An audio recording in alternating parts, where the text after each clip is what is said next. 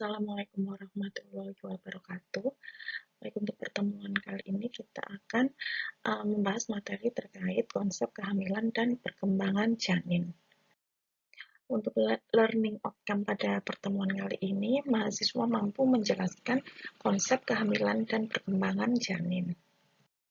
Nah, yang pertama, konsep kehamilan dan perkembangan janin ini kita akan mempelajari mulai dari fertilisasi, kemudian terjadi implantasi, lalu terjadi kehamilan. Ini overview sedikit terkait proses terjadinya fertilisasi. Di pertemuan sebelumnya sudah kita pelajari. Jadi bagaimana proses terjadinya mulai dari oogenesis yang terjadi sebelum kelahiran, kemudian terjadi diferensiasi, kemudian dia sampai kelahiran berhenti, kemudian terjadi ovulasi, lalu terjadi fertilisasi. Nah, yang pertama fertilisasi. Fertilisasi disebut juga dengan konsepsi. Terjadi jika sperma masuk ke tuba falopi dan bertemu dengan sel telur. Jenis kelamin ditentukan pada saat fertilisasi ini. Spermatozoa dan ovum masing-masing membawa 23 kromosom, 22 autosom, dan 1 kromosom seks. Nah, sel telur ini yang telah dibuai, jadi sel telur yang telah dibuai ini memiliki 46 kromosom. Jika spermatozoa pembawa X ini memasuki sel telur, maka akan dihasilkan 2 kromosom X dan akan menjadi wanita, yaitu XX. Jika spermatozoa yang membawa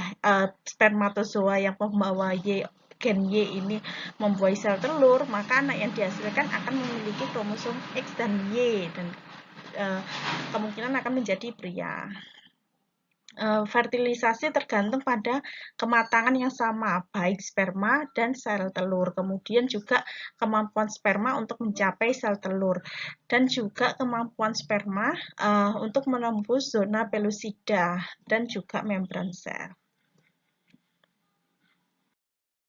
Baik, ini proses terjadinya fertilisasi. Jadi, di sini ada penis. Nah, penis ini akan mengejakulasikan 180 juta sperma yang akan diejakulasikan ke dalam vagina. Kemudian dia akan melalui saluran serviks. Jadi akan masuk melalui saluran mulut rahim. Saluran mulut rahimnya, kemudian atau serviks. Nah, setelah itu dia akan masuk ke uterus. Nah, tetapi dari 180 juta ini yang bisa sampai yang bisa sampai ke saluran serviks ini hanya sekitar 3%. Kemudian dia akan berkurang lagi menjadi 0,1%. Sperma yang bisa mencapai ke uterus. Jadi walaupun yang diejakulasikan banyak 180 juta sperma, tetapi nantinya kan yang akan bertemu dengan ovum kan cuma 1, dan di sini dia akan bersaing, akhirnya tereliminasi sendiri. Nah, ini juga makanya tadi di sebelumnya kenapa proses fertilisasi ini tergantung dari kematangan dan juga pergerakan. Nah, ini karena salah satunya juga seperti itu, karena dia akan berkompetisi, ya istilahnya kayak bersaing antara yang satu dengan yang lain untuk bisa dengan cepat mencapai ke atau bertemu dengan ovum, seperti itu. Nah, kemudian setelah 0,1% hanya yang bisa mencapai uterus, nanti juga dia akan berkurang lagi, ya, hanya sekitar 0,01% yang bisa mencapai ke sepertiga atas dari tuba falopi. Nah, di sini yang bisa dia akan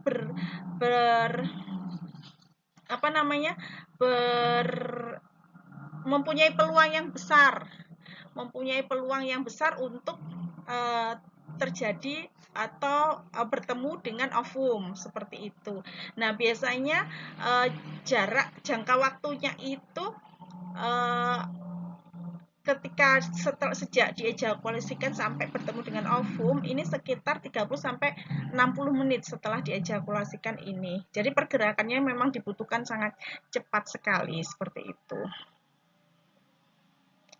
Nah, kemudian transportasi sperma ini juga dipengaruhi oleh kontraksi dari uterus yang biasanya didapatkan dari efek dari prostaglandin yang ada pada cairan seminal dan juga hormon oksitosin. Nah, hormon oksitosin ini biasanya diproduksi ketika wanita mengalami orgasme. Nah, makanya kenapa ketika wanita orgasme itu akan mengeluarkan hormon oksitosin. Nah, itu yang akan membantu pergerakan dari sperma seperti itu, karena kontraksinya kan dia kontraksinya, mohon maaf. Jadi uterus akan membantu kontraksi seperti itu.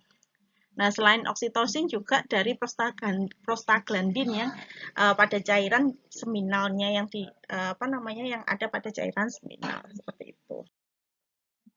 Nah, ini untuk keterangan gambar tadi bisa dibaca sendiri. Nah, jadi ini proses terjadinya fertilisasi. Sebelumnya kita sudah belajar terkait struktur dari sperma. Di sini ada kepala, kemudian ada leher dari sperma, kemudian ada bagian ekor. Nah, di sini spermatozoa ini akan mengetahui bahwa di sekitar situ ada oosit. Nah, itu tahunya dari mana? Jadi dia oosit ini akan mengeluarkan zat yang dinamakan kemoatraktan. Nah, di sini yang zat ini yang akan menjadi sinyal bagi spermatozoa tentang keberadaan dari oosit. Jadi zat kemoatraktan yang dikeluarkan oleh oosit ini yang akan memberikan sinyal kepada spermatozoa, oh di sekitar sini ada oosit. Nah, seperti itu.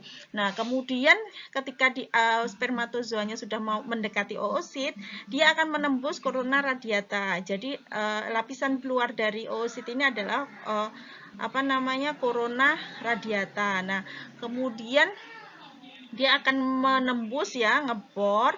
Nah, sampai dia menempel ke zona pelusida. Jadi ini ada zona pelusida. Nah, dia akan nembus sampai menempel ke zona pelusida. Nah, ketika dia sudah nempel, spermatozoa ini sudah nempel ke zona pelusida, nah ini dia akan mengeluarkan enzim yang ada di kepalanya ini untuk ini mengikis dari zona pelusida. Jadi dibor pakai enzimnya itu tadi yang ada di kepala spermatozoa, sehingga nanti sperma ini bisa akan menembus zona pelusida. Nah, ketika dia sudah sampai sudah berhasil menembus zona pelusida, dia akan mengeluarkan kepalanya. Jadi bagian kepalanya ini akan akan memasuki bagian kepalanya akan memasuki sitoplasma oosit. Kemudian leher dan ekornya ini akan ditinggal di luar. Nah, ini akan ditinggal di luar. Nah, begitu satu kepala ini masuk, otomatis yang lain ini nggak bisa masuk gitu. Jadi ketika satu kepala ini masuk, ini ya, ini satu kepala ini masuk, maka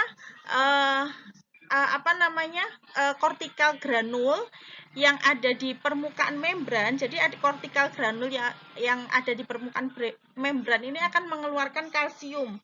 Jadi di sini akan mengeluarkan kalsium yang akan membuat reseptor di zona pelusida ini tertutup.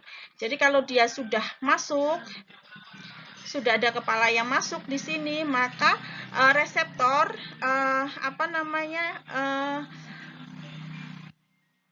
kortikal granul yang ada di permukaan membran ini, dia akan menginstruksikan, oh sudah ada nih kepala sperma yang masuk. Otomatis dia akan mengeluarkan kalsium yang ada di zona pelusida ini, sehingga dia akan tertutup, sehingga tidak ada lagi sperma yang bisa masuk gitu. Kalau sudah ada satu sperma yang sudah berhasil menembus seperti itu. Nah, setelah itu setelah sel spermatozoanya ini, kepalanya ini bisa masuk, maka oosit ini di dalam ini dia akan membelah Jadi akan membelah, terjadi secondary meiosis, jadi meiosis sekunder. Kemudian dia akan sampai menjadi matur.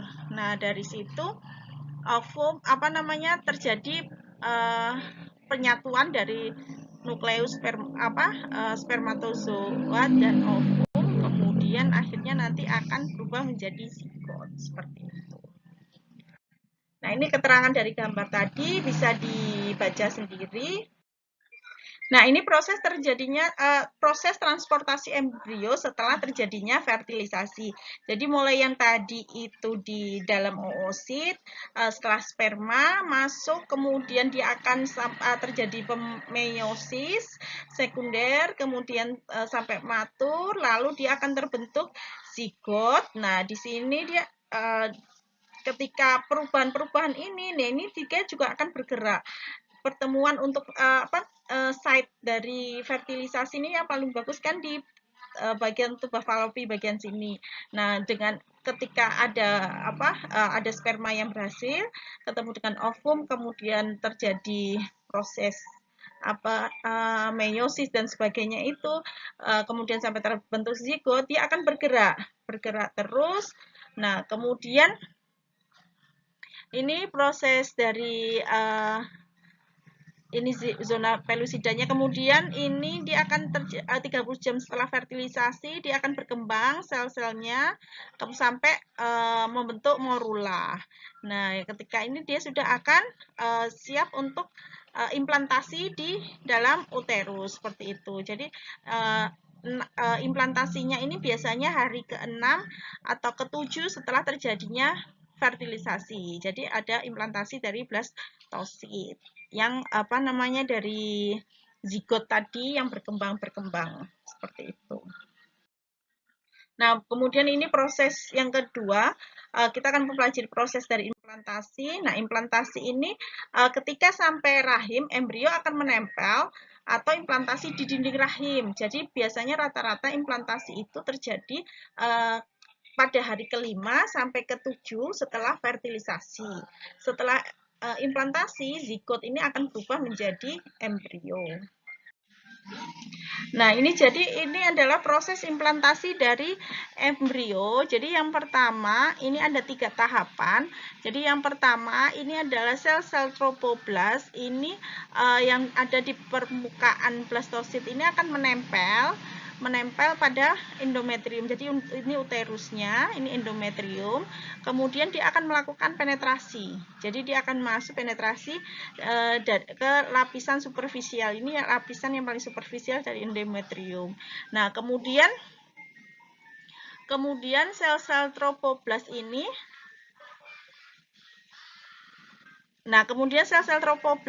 akan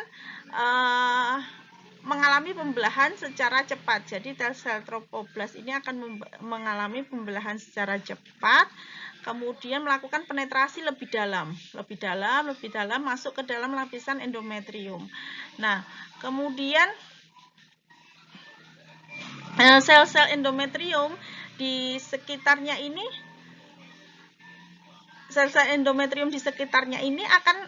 dia akan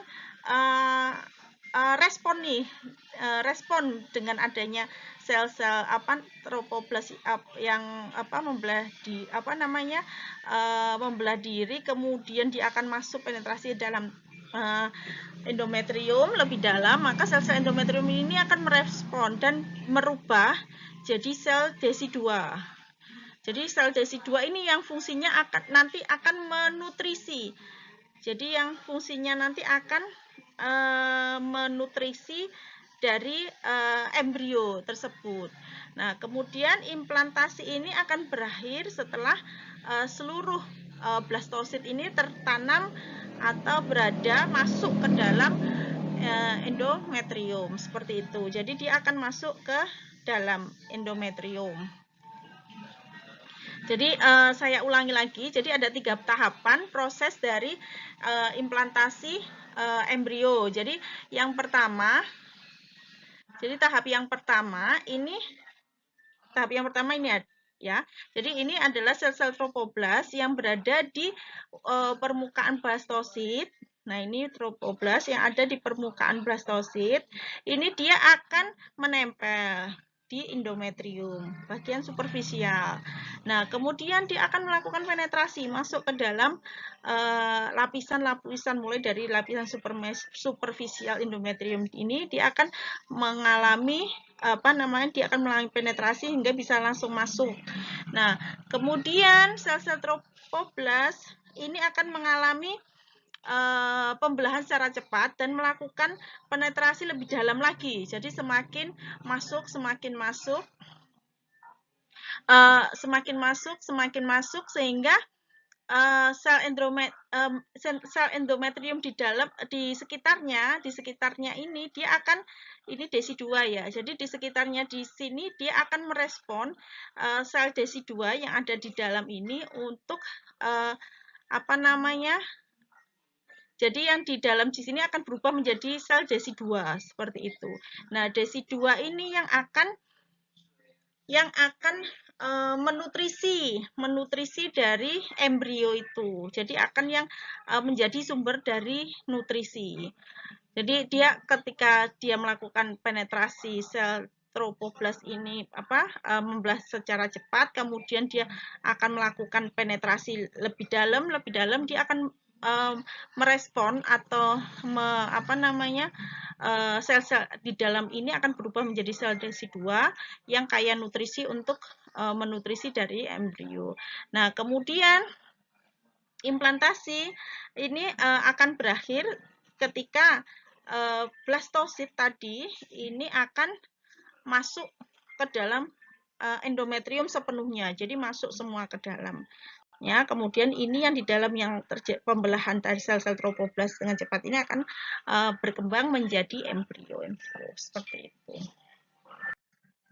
Nah, ini keterangan dari gambar tadi, nanti bisa dibaca sendiri. Nah, kemudian proses yang terakhir, setelah melewati proses fertilisasi, kemudian implantasi, baru terjadilah kehamilan. Masa kehamilan ini dimulai dari konsepsi sampai lahirnya janin. Jadi lamanya kehamilan normal adalah 280 hari atau 40 minggu atau 9 bulan lebih 7 hari dihitung dari hari pertama haid terakhir.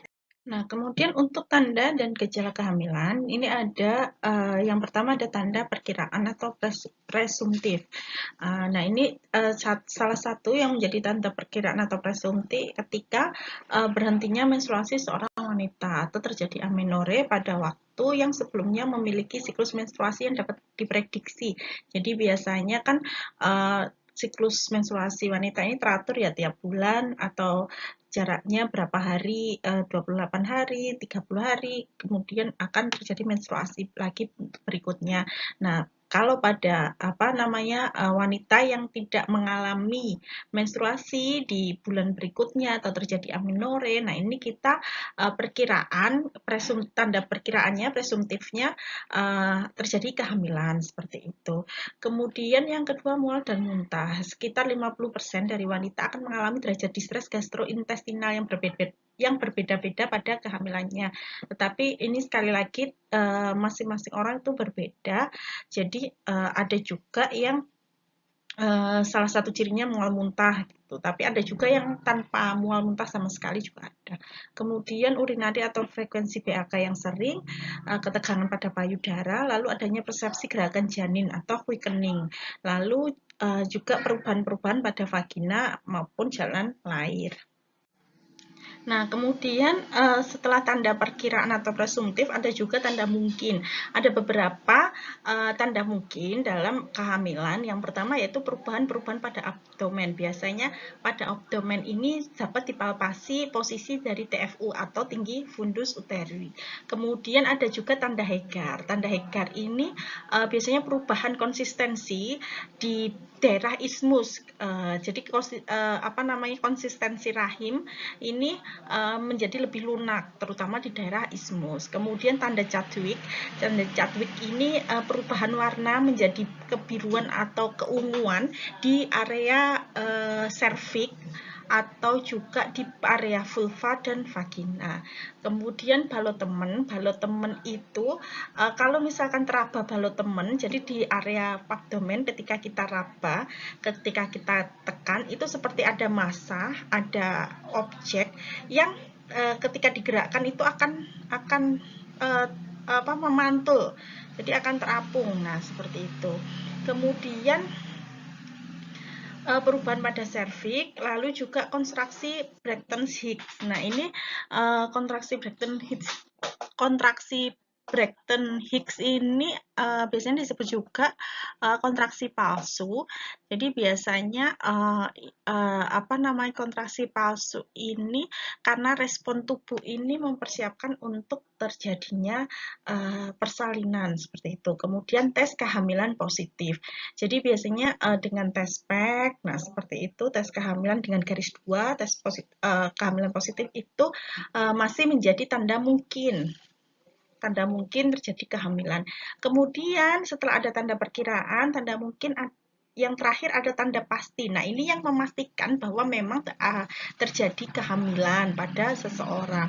Nah, hanya ada 3 tanda pasti dari suatu kehamilan. Yang pertama, adanya deteksi dari DJJ. DJJ itu adalah denyut jantung janin. Kemudian adanya gerakan fetus yang dirasakan oleh pemeriksa. Kemudian juga terdapatnya visualisasi atau gambaran nyata dari fetus dan terdapatnya kantong kehamilan. Nah, ini biasanya dilihatnya dengan USG. Jadi, USG untuk pemeriksaan kehamilan dengan USG ini merupakan tanda pasti seperti itu. Nah, ini untuk tanda Chadwick.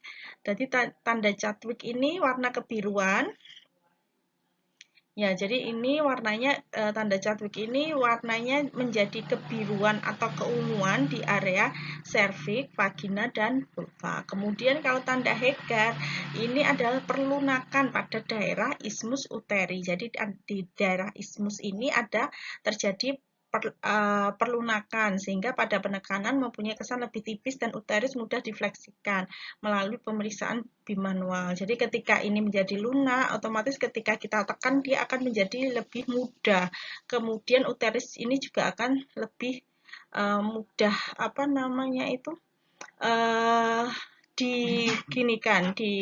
difleksikan seperti ini. Nah, biasanya ini melalui pemeriksaan bimanual terlihat pada usia kehamilan 6 minggu dan jelas pada usia kehamilan 7 sampai 8 minggu seperti itu. Nah, kemudian ini adalah perkembangan janin dalam kandungan. Jadi setelah proses implantasi, setelah terjadinya implantasi, sejumlah sel ini akan berkembang menjadi plasenta dan sel lainnya menjadi mudga. Nah, kemudian sekitar 3 minggu pasca ovulasi mulai terjadi pembentukan otak, kemudian sumsum tulang belakang dan jantung. Kemudian sekitar 5 minggu sudah muncul DJJ-nya, detak jantung janinnya. Kemudian tali pusat ini akan terlihat setelah minggu ke-7. Kemudian mudgah disebut sebagai janin setelah kehamilan 8 minggu atau sekitar 2,5 cm. Nah, ini perkembangan janin pada kehamilan minggu ke-4 sampai ke-8. Jadi, ini pembentukan awal embrio manusia dini yang sudah memiliki sistem vaskuler. Jadi, sudah ada sistem peredaran darahnya. Jantung janin mulai berdetak dan semua organ tubuh mulai terbentuk.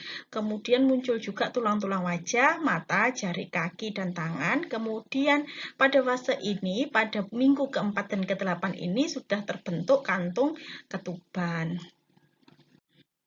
Nah, kemudian perkembangan janin pada kehamilan minggu ke-8 sampai 12, ini bentuk kepalanya sudah lebih besar dibandingkan minggu sebelumnya. Kemudian sudah dapat menampung otak yang terus berkembang. Jadi otaknya itu akan terus berkembang dengan pesat. Kemudian sudah memiliki dagu, hidung, kemudian kelopak mata yang jelas. Kemudian juga bisa melakukan aktivitas seperti menendang dengan lembut. Jadi ini biasanya pada minggu ke-8 sampai ke-12 ini juga muncul gerakan pertama kali quickening pada janin seperti itu.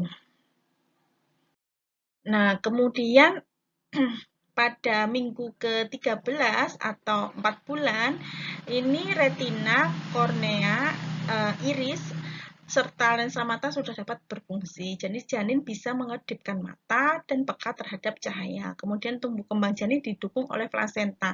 Jadi ini sebagai nutrisi, ini sudah didukung penuh oleh plasenta. Kemudian kulit, otot, dan anggota tubuhnya telah terbentuk dan berada pada posisinya.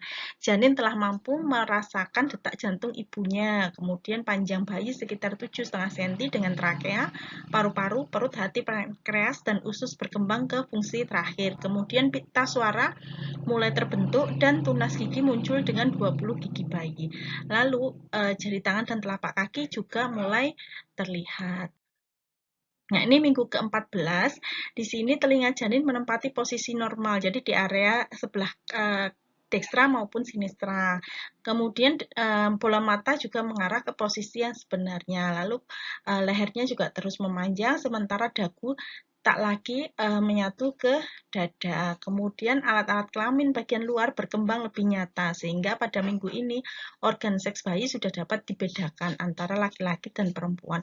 Jadi pada minggu ke-14 ini bisa ditentukan apakah janinnya jenis kelaminnya perempuan atau laki-laki, tapi juga tergantung dari letak janinnya, karena kan pada minggu-minggu ini kan janin masih bisa terus berputar ya. Maksudnya ukurannya masih belum terlalu besar, jadi kadang itu ada yang masih muter-muter sehingga kadang organ vitalnya itu tidak kelihatan seperti itu. Kemudian denyut jantung janin berdetak kuat. Detak jantungnya bisa 2 kali lebih cepat dari punyanya ibu. Lalu di minggu ke-15, ini bayi sudah mulai dapat mendengarkan ibunya, mendengarkan denyut jantung dan juga suara perut. Kemudian bayi sudah mulai mempunyai rambut di kepala, bulu mata, dan juga alis. Keukurannya sekarang sekitar kurang lebih 114 gram dengan panjang sekitar kurang lebih 15 cm. Nah, pada usia ini kehamilan pada ibu ini semakin terlihat,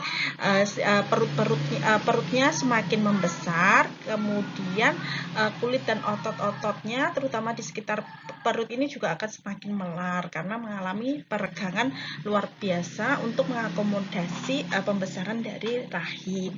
Nah, sehingga dengan pada usia ini minggu ke-15 ini ibu dianjurkan untuk mulai mengenakan baju hamil yang tidak terlalu ketat, kemudian juga ukuran branya juga menyesuaikan. Kemudian minggu ke-16 ini panjang janin bertambah dengan sangat cepat dan gerakan-gerakannya lebih kuat. Rambut halus tumbuh di seluruh permukaan tubuh janin, disebut dengan lanugo. Kemudian plasenta terbentuk dan berfungsi sepenuhnya. Panjang janin saat ini kurang lebih 16 cm dan beratnya kurang lebih 135 gram. Kemudian otot janin sudah mulai berkembang dan menjadi kuat, gerakannya juga akan semakin aktif. Kemudian janin mulai menghisap ibu jari, menguap, meregangkan tubuh, dan juga cekukan. Sistem pencernaan janin juga mulai menjalankan fungsinya. Dalam waktu 24 jam, janin menelan air ketuban sekitar 450 sampai 500 ml. Hati yang berfungsi membentuk darah melakukan metabolisme hemoglobin dan bilirubin, lalu mengubahnya menjadi biliverdin yang disalurkan ke usus sebagai bahan sisa metabolisme. Kemudian minggu ke-17 atau di usia 5 bulan, ini kulit janin berkembang dan transparan. Terlihat merah karena pembuluh darah masih terlihat jelas. Jadi kulitnya itu transparan, bisa melihat area-area pembuluh darah. Kemudian telinga sudah terbentuk sempurna dan berada pada posisi akhir. Meski matanya terpejam, janin dapat menangkap cahaya yang terang, kemudian hingga bentuk rahim perut bagian rahim ini terlihat oval dan bukan membulat. Kemudian minggu ke-18 ini janin sudah dapat mendengarkan suara dari luar tubuh. Otot janin sudah dapat berkontraksi dan rileks. Kemudian janin sudah dapat menendang meninju dan bergerak sangat aktif. Taksiran berat janin sekitar 150 gram. Hubungan interaktif antara ibu dan janin kian terjalin erat. Jadi setiap ibu, apapun perasaan yang dialami ibu, janin bisa merasakan. Jadi ketika ibu gembira, sedih, lapar, atau merasakan hal lain, janin pun juga akan merasakan hal yang sama. Kemudian minggu ke-19, panjang janin ini sekitar kurang lebih 23 cm dengan berat kurang lebih 200 gram. Saraf motorik otak janin telah mencapai jutaan karena ia mampu membuat gerakan sadar seperti menghisap jempol. Kemudian sistem saraf janin yang terbentuk di minggu keempat ini, di minggu ini akan makin sempurna perkembangannya, yakni dengan diproduksinya cairan cerebrospinalis yang mampu membuat sirkulasi di otak dan saraf tulang belakang ini lancar tanpa hambatan. Kemudian pada usia 6 bulan, sumsum tulang mulai membentuk sel darah merah, kemudian kuncup-kuncup pengecah pada lidah terbentuk, sidik jari kaki dan tangan terbentuk, rambut tumbuh di kepala bayi, paru-paru terbentuk tapi belum bekerja. Kemudian refleks tangan bayi berkembang. Jika bayi laki-laki, maka testisnya akan turun dari rongga perut ke dalam kantong testis. Jika bayi perempuan, rahim dan ovarium akan terbentuk. Kemudian berat bayi bertambah karena lemak tubuh bertambah kira-kira kurang lebih 570 gram, panjang bayi kira-kira kurang lebih 30-31 cm. Nah, kemudian ini minggu ke-7 atau bulan ke-7 atau minggu ke-28, minggu ini berat bayi sekitar 1.100 gram dan panjangnya kurang lebih 25 cm. Otak bayi semakin berkembang dan meluas. Kemudian lapisan lemak pun semakin berkembang dan rambutnya terus tumbuh. Kepalanya juga sudah mengarah ke bawah. Jadi sudah posisi normal untuk bayi baru janin ya untuk siap dilahirkan. Jadi sudah mulai mengarah ke bawah. Kemudian minggu ke-29 ini kelenjar adrenalin bayi mulai menghasilkan hormon seperti androgen dan estrogen. Hormon ini akan menstimulasi hormon prolaktin dan di dalam tubuh ibu sehingga membuat kolostrum atau air susu yang pertama kali keluar saat menyusui. Kemudian postur dari bayi juga sudah semakin sempurna sebagai seorang manusia. Beratnya sekitar kurang lebih 1.100 sampai 1.200 gram dengan panjang badannya 37 sampai 39 cm. Kemudian minggu ke-30, ini kepala bayi sekarang sudah proporsional dengan tubuhnya. Ibu mulai mengalami tekanan di bagian diafragma dan perut. Jadi karena adanya pembesaran rahim, otomatis akan menekan diafragma. Nah, di sini ibu juga sudah mulai gampang capek, gampang lelah, mudah sesak, gitu. Apalagi kalau beraktivitas lama. Kemudian bobot bayi sekitar kurang lebih 1.300 gram dan panjangnya sekitar kurang lebih 40 cm. Nah, pada minggu ke-31 ini plasenta masih memberikan nutrisi yang dibutuhkan bayi.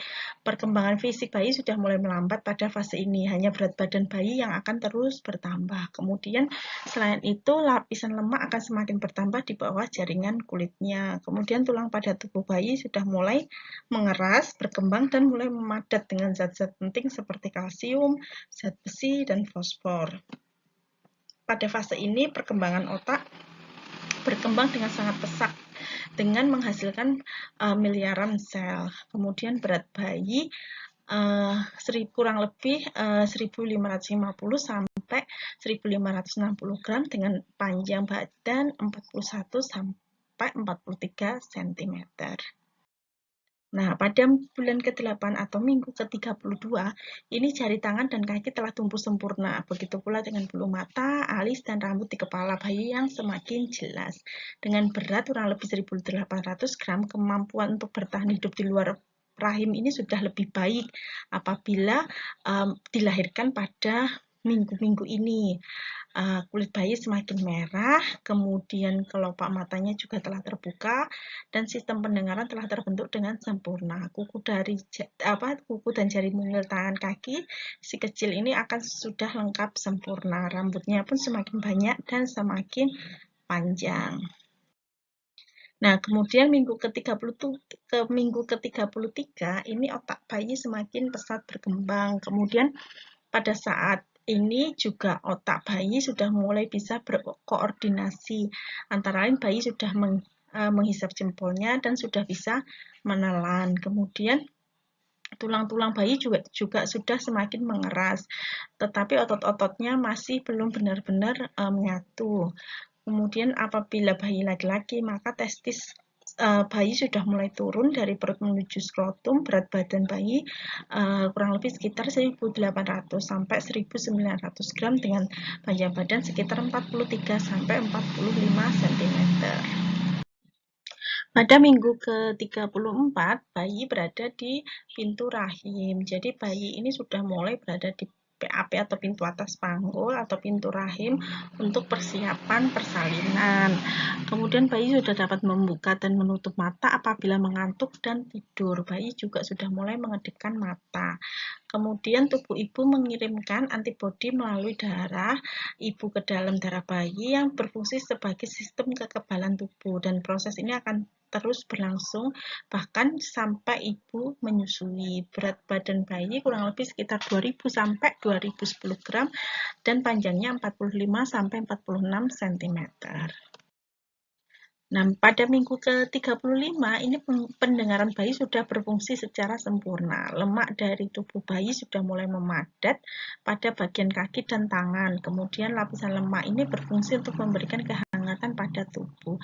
Bayi sudah semakin membesar dan sudah mulai memenuhi rahim ibu. Kemudian apabila bayi laki-laki, maka di bulan ini testisnya akan sempurna. Kemudian berat badan bayi kurang lebih 2.300 sampai 2.350 gram dan panjang 45 sampai 47 cm.